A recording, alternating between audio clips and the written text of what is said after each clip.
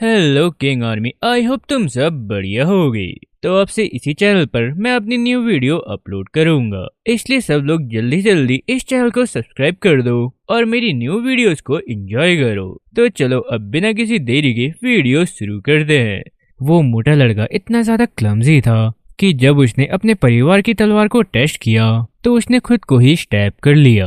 वो किसी तरह जिंदा बच गया, लेकिन उसके अंदर कुछ पूरी तरह बदल चुका था। उसने लगातार खाना बंद कर दिया और ट्रेनिंग शुरू कर दी। वो मोटा लड़का पूरे दिन दौड़ने लगा और जब भी उसे थोड़ा सा ब्रेक मिलता वो तब अपनी मानाकोर पर काम करता। इसके बाद वो दिन और रात ट्रेनिंग करता, बार बार अपनी वुडन स्वॉर्ड को घुमाता रहता। वो थकान को पूरी तरह इग्नोर करता था और जब इंस्ट्रक्टर उसे रुकने को कहता तब भी वो नहीं रुकता। वो बारिश में भी ट्रेनिंग करता रहा जब तक कि उसके हाथ पूरी तरह से घायल नहीं हो गए और खून बहने लगा और आखिरकार उसकी वुडन स्वॉर्ड टूट गई।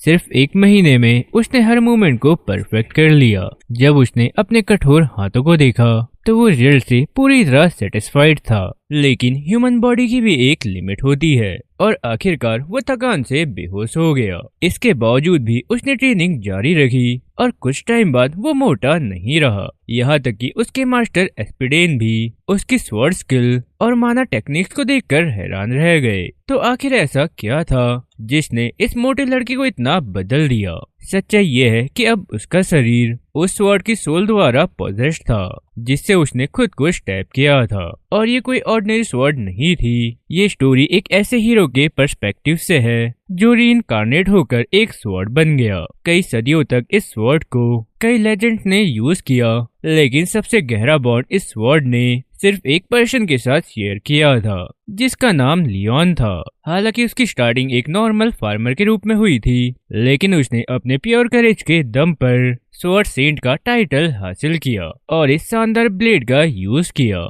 भले ही ये स्वॉर्ड कई हाथों से गुजरी हो, लेकिन लियोन ही वो अकेला पर्सन था जिसे इसने अपना ट्रू कंपेनियन माना। वे दोनों दशकों तक एक कॉन्टिनेंट से दूसरे कॉन्टिनेंट तक घूमते रहे, साथ साथ वर्ल्ड को प्योरीफाई करते हुए।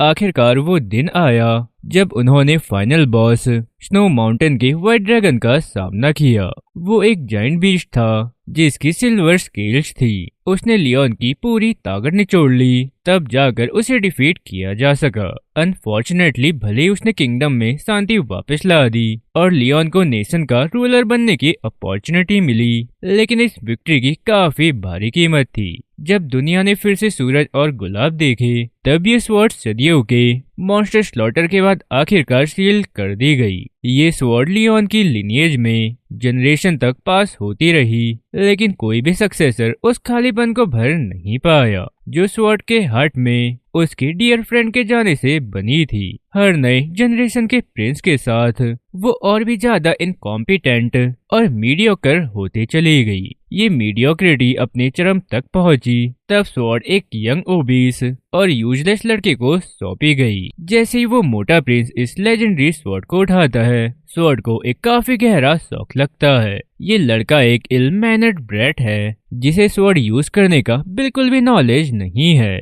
स्वॉर्ड तुरंत एक एट्रीब्यूट चेक करती है और सिस्टम विंडो में वो सारी इंफॉर्मेशन दिख जाती है जिसकी उसे जरूरत थी। उसका नाम एड्रियन लियोनबर्ग है, एक 16 साल का ओबीस लड़का जो लिटरली 60 बार नर्फेड है। अगर इजी वर्ड में कहें तो उसके स्टैट्स उसे एक यूजलेस हेंचमैन साबित करते हैं। उसकी इंड्योरेंस लगभग ना के बराबर है। इसके अलावा वो माना सेंसिटिविटी डिसऑर्डर से भी पीड़ित है। हालांकि उसका सरनेम साफ साफ दिखता है कि वो लियोनबर्ग का डिसेंडेंट है, लेकिन उसके पैथेटिक एट्रीब्यूट्स कुछ और ही कहानी बताते हैं। वो इतना वीक है कि स्वॉर्ड उठाने में भी स्ट्रगल करता है। वो सिर्फ बातें करता है, एक्शन बिल्कुल नहीं। और उसकी लगातार की गई प्रोक्लेमेशन स्वॉर्ड्स को इरिटेट कर रही है। स्वॉर्ड सेंट का नाम लेते हुए वो पूरी ताकत लगाकर ब्लेड को उठाता है और बिना किसी कंट्रोल के उसे घुमाने लगता है, जिससे आसपास मौजूद सभी लोग डर जाते हैं। जैसे ही वो मोटा बेवकूफ लड़का अंधाधुंध आगे बढ़ता है, सर्वेंट्स बैरली टाइम निकाल पाते हैं खुद को उससे बचाने के लिए। उसकी बेवकूफी तब अपने पीक पर पहुंचती है जब वो अपने ही पैरों में उलझ जाता है और शार्प ब्लेड सीधा अपने बैली की तरफ मोड़ लेता है। गिरते ही कोई प्लॉट ट्विस्ट नहीं होता, वो अपनी ही स्वॉर्ड से इम्पेल हो जाता है। वहां मौजूद सभी लोग इस स्ट्रेटजी को देखकर दहशत में आ जाते हैं और यंग प्रिंस को बचाने दौड़ पड़ते हैं। लेकिन हम उस स्वॉर्ड को नहीं भूल सकते जो इस पूरे इंसिडेंट में सफर कर रही है। हालांकि शायद इस लड़की की मौत इतनी बुरी नहीं है।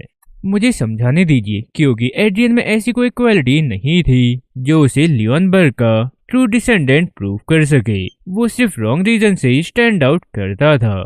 उसके पास टैलेंट नहीं था, फिर भी वो काफी ज्यादा एरोगेंट था और उसकी ग्रीड की भी कोई सीमा नहीं थी। संक्षेप में वो 7 डेडली सिंस का अवतार था, जैसे लस्ट, आलस, लालच और ग्रीड। अगर वो थ्रोन का नेक्स्ट सक्सेसर बन जाता तो किंगडम का बचना नामुमकिन था, लेकिन वो क्लमजी एक्सीडेंट जिसने उसे इम्पेल किया अब किंगडम की डेस्टिनी को हमेशा के लिए बदलने वाला है। स्वॉर्ड उसकी सोल के निकलते ही प्रिंस की बॉडी को पॉजेस कर लेती है। कुछ ही दिनों में कासल स्टाफ एक अनप्रेसिडेंटेड और ड्रामेटिक चेंज नोटिस करती है। लड़का ऐसा बिहेव करता है जैसे उसने अपनी मेमोरी खो दी हो। वो यहाँ तक कि उस मास्टर को भी इनकार करने से मना कर देता है जिसने हमेशा उसकी नॉनसेंस को टॉलरेट किया था। जैसे ही किंग अपने बेटे से मिलने के लिए उसके रूम में आता है, सिर्फ एक नजर में ही एरोगेंट स्वॉर्ड को समझ आ जाता है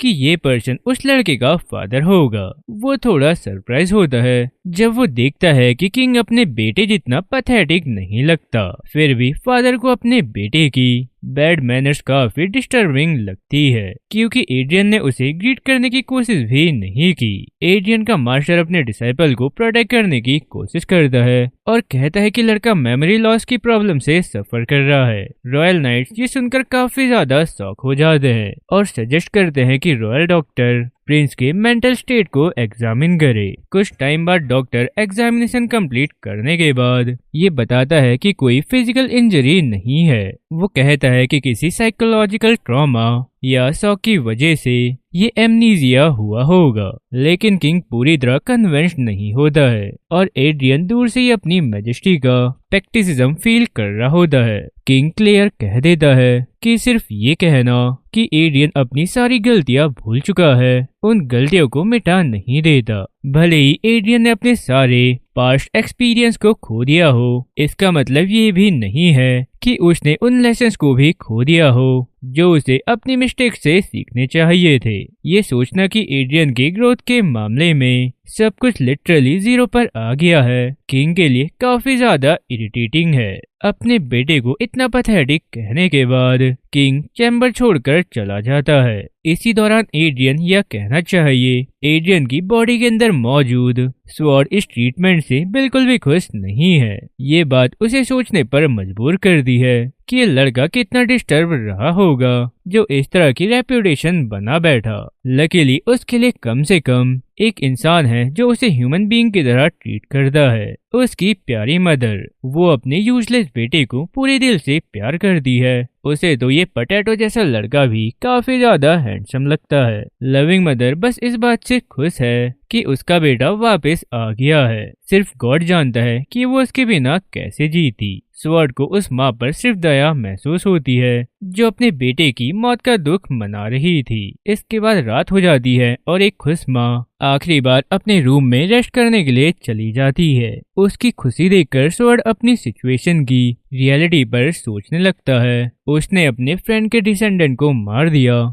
जबकि उसे प्रोटेक्ट करना चाहिए था। दूसरी तरफ स्वॉर्ड खुद को ये समझाने की कोशिश कर रहा है कि ये उसकी गलती नहीं थी और वैसे भी बीती बातों पर रोने से कुछ भी नहीं होगा। इस वक्त वो बस इतना ही कर सकता है कि इस चांस का सही यूज करे और ओरिजिनल एड्रियन की सारी फेलियर्स को सुधारे। ये बॉडी काफी ज्यादा मोटी है और इसमें कोई भी क्वालिटी नहीं है। इस बात को ध्यान में रखते हुए वो अपना फर्स्ट प्लान डिसाइड करता है स्ट्रांग बनना। वो पावर की अपनी जर्नी स्टार्ट करने का प्लान करता है अपने अंदर एक माना हार्ट फोर्ज करके। कॉन्फिडेंट होकर एड्रियन गहरी सांस लेता है और माना कंसंट्रेट करना शुरू करता है, लेकिन माना ऐसे डिस्पर्स हो जाती है जैसे कि कुछ हुआ ही ना हो। उसकी बॉडी क्लियरली माना फ्लो को एक्सेप्ट करने से मना कर देती है। इसके बाद वो फिर से ट्राई करता है पूरी कोशिश के साथ, लेकिन फिर भी सिर्फ फेल होता है। तब जाकर एड्रियन सबसे बुरी तरह रियलाइज करता है कि उसकी बॉडी अंदर से काफी बुरी तरह डैमेज हो चुकी है। जब वो सैडनेस में डूब रहा होता है तब एक उम्मीद सर्वेंट के रूप में सामने आती है। मेड क्वीन की तरफ से भेजा गया एक टॉनिक लेकर आती है। टॉनिक का टेस्ट शायद अच्छा ना हो, लेकिन ये उसकी वीक बॉडी के लिए काफी पावरफुल होता है। जैसे जैसे मेड उसे पीने के लिए इंसिस्ट कर दी है, उसे वर्स्ट का डर लगने लगता है। आखिर ये पहली बार नहीं है जब वो ये टॉनिक लेकर आई है, और पहले एड्रियन के एग्रेसिव रिएक्शन को याद करके उसे लगता है कि कहीं हिस्ट्री रिपीट ना हो जाए। लेकिन लकीली असली एड्रियन के अपोजिट, जो इस इम्पोर्टेंट टॉनिक की वैल्यू कभी समझ ही नहीं पाया, हमारा एड्रियन क्लियरली देख लेता है कि ये लिक्विड माना से इनरिच्ड है। बिना हेजिटेट किए वो ट्रे से कप उठाता है और मेड के शौक के बीच एक ही बार में पी लेता है। जैसे ही वो बाउल खाली करता है, वो एक स्ट्रिक्ट जेस्चर के साथ मेड को जाने का सिग्नल देता है। उसके जाते ही वो फिर से अपने हाथों में माना कॉन्सेंट्रेट करने की कोशिश करता है। लकीली जो टॉनिक उसने पी थी वो फेक नहीं थी। हालांकि माना का अमाउंट अभी भी इनसफिशिएंट होता है, फिर भी वो और एक्सपेरिमेंट करने का डिसीजन लेता है। वो जल्दी से उस मेड के पीछे जाता है जो टॉनिक लाई थी और पूछता है कि क्या उसके पास उस टॉनिक का और स्टॉक है। इसके बाद कुछ दिन गुजर जाते हैं और एड्रियन के चबी फेस पर ग्रीडी स्माइल इस बात का क्लियर प्रूफ है कि उसने फाइनली एक माना हार्ट क्रिएट कर लिया है। उसके लिए माना हार्ट बनाना बिल्कुल बच्चों का खेल होता है अगर उसकी ओल्ड बॉडी बीच में रुकावट नहीं बनती। इसी वजह से वो एक इम्पोर्टेंट वेरिएबल को कंसिडर करना भूल जाता है। उसके हार्ट में जलती हुई माना अचानक से काफी ज्यादा पेन देती है। उसके अंदर के ऑर्गन ऐसे लगते हैं जैसे कि आग में जल रहे हो और उसका चेस्ट किसी भी सेकंड फटने वाला हो। हाँ, माना हार्ट क्रिएट करना हमेशा से ये काफी पेनफुल प्रोसेस रहा है, और अगर वो इस पेन को टॉलरेट नहीं कर पाया और अनकॉन्शियस हो गया तो वो डूम्ड होगा। इसलिए लड़का अपनी पूरी स्ट्रेंथ के साथ फोकस करता है और अपने हार्ट पर छाई माना को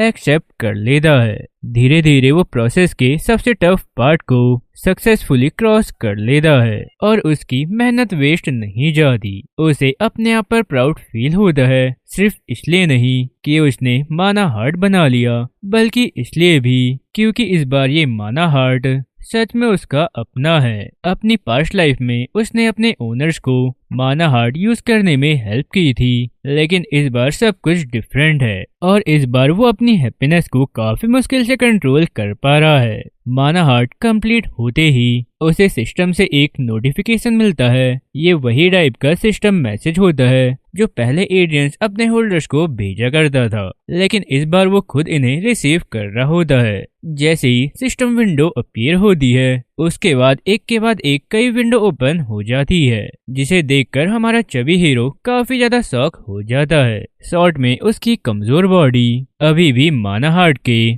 फुल पोटेंशियल को यूज करने में ऑब्स्टिकल बन रही है। इसी वजह से वो कई अमेजिंग एबिलिटीज के बावजूद सिर्फ कुछ ही पावर्स को यूज कर सकता है। अभी के लिए वो सिर्फ 2 अथॉरिटी एक्सेस कर पाता है, थर्ड आई और थर्ड ईयर, और इसका यूज भी काफी ज्यादा लिमिटेड है। वैसे नाम से ही क्लियर है, थर्ड आई उसे ज्यादा क्लियर देखने की एबिलिटी देती है, जबकि थर्ड ईयर उसे वाइड रेंज की फ्रीक्वेंसी सुनने की पावर दे दी है। वो इतना तक सुन लेता है कि सर्वेंट्स उसके बारे में गॉसिप कर रहे होते हैं, और वो भी अच्छे रीजन के लिए नहीं। लेकिन जैसे ही वो और डीपली ऑब्जर्व करता है, एक वेव ऑफ एग्जॉस्शन उसे हिट करती है, क्योंकि माना कंजम्पशन काफी ज्यादा हो जाता है। नेचुरली एड्रियन इन रिस्ट्रिक्शंस को बिल्कुल पसंद नहीं करता, जो उसकी पोटेंशियल को लिमिट कर रही है। पहले जब वो सिर्फ एक स्वॉर्ड था, तब वो हर डायरेक्शन में सब कुछ देख और सुन सकता था, लेकिन अब वो काफी मुश्किल से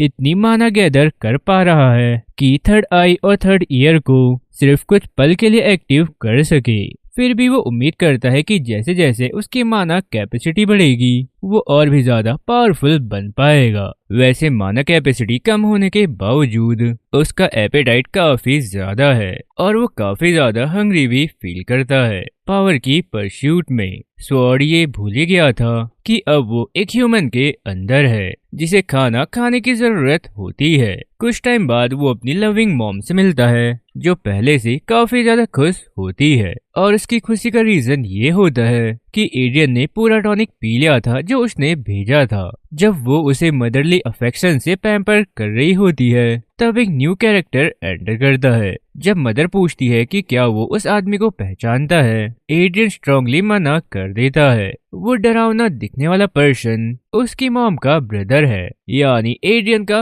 अंकल। मदर चाहती है कि वो अपने नेफ्यू की लॉस्ट मेमोरीज रिकवर करने में हेल्प करे, लेकिन अंकल का पर्सपेक्टिव बिल्कुल अलग होता है। उनके हिसाब से एड्रियन की मेमोरीज बिल्कुल यूजलेस थी और इसलिए उन्हें वापस लाने की कोशिश करना पूरी तरह से टाइम वेस्ट है। ये रूट कमेंट सुनकर एड्रियन समझ जाता है कि ये आदमी उसे बिल्कुल पसंद नहीं करता है। खैर अभी के लिए अंकल सिर्फ एक चीज प्रॉमिस करते हैं, एड्रियन का एक्स्ट्रा वेट कम करना और मसल बिल्ड करना। उससे ज्यादा एक्सपेक्ट करना फिलहाल के लिए इम्पॉसिबल होता है। खैर उसकी मॉम इस बात के लिए भी काफी ज्यादा ग्रेटफुल होती है। इसी बीच अंकल जिस तरह एड्रियन को प्रेडेटर जैसी आई से देखते हैं वो क्लियरली साइन देता है कि आगे उसके लिए काफी टफ टाइम आने वाला है। नेक्स्ट टाइम बेचारे एड्रियन को जोर से ग्राउंड पर गिरा दिया जाता है। अंकल उसे बिल्कुल एक भूखे भेड़िए की तरह देखते हैं। वो क्लियर कर देता है कि एड्रियन बिना परमिशन के सांस भी ले नहीं सकता है। वो कहता है कि सिर्फ अपनी मर्जी से ही वो एड्रियन को फैमिली की सबसे सीक्रेट और कवर्ड स्वॉर्डमैनशिप सिखाएगा। ये बात हमारे चबी हीरो को काफी ज्यादा गुस्सा दिला देती है,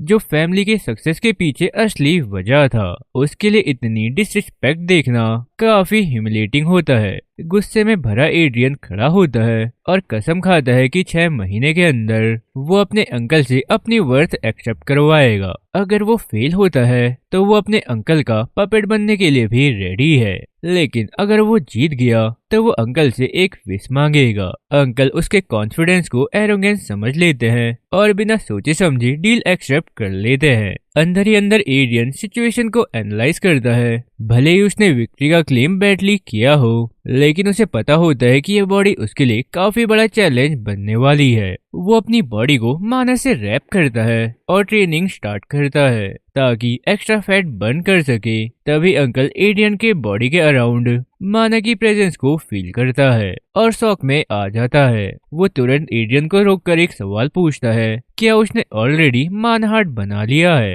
एड्रियन इस मौके को वेस्ट नहीं करता और डींगे हाँकने लगता है क्योंकि वो अंकल को शॉक देना चाहता है, लेकिन अंकल का रिएक्शन काफी ज्यादा अनएक्सपेक्टेड होता है। वो काफी ज्यादा डिसअपॉइंट होता है, लेकिन जो रीजन तुम सोच रहे हो उस वजह से नहीं। अंकल काफी ज्यादा इरिटेट होकर कहता है, आखिर किस बेवकूफ ने उसे मानाहार्ट बनाने की सलाह दी, क्योंकि हार्श ट्रुथ ये है कि मानाहार्ट एक ऐसी टेक्निक है जो सिर्फ लो लेवल मर्सनरीज यूज करते हैं। बस इसी एक बात में एड्रियन का सारा कॉन्फिडेंस टूट जाता है। जिस चीज पर उसने इतना ज्यादा भरोसा किया था उसकी कोई वैल्यू नहीं होती है। कुछ टाइम पहले उसका कॉन्फिडेंस जो पहले उसकी बैली की तरफ फूला हुआ था अब पूरी तरह से फुस हो जाता है। वो अंकल के वर्ड के बारे में सोचते हुए ऑलमोस्ट अपनी सारी होप खो देता है। तब अंकल अपनी पावर डेमोन्स्ट्रेट करते हैं, एक माना रिंग फॉर्म करते हैं और फिर एड्रियन पर अटैक करते हैं। सिर्फ एक स्ट्राइक में वो सारी माना तोड़ देता है,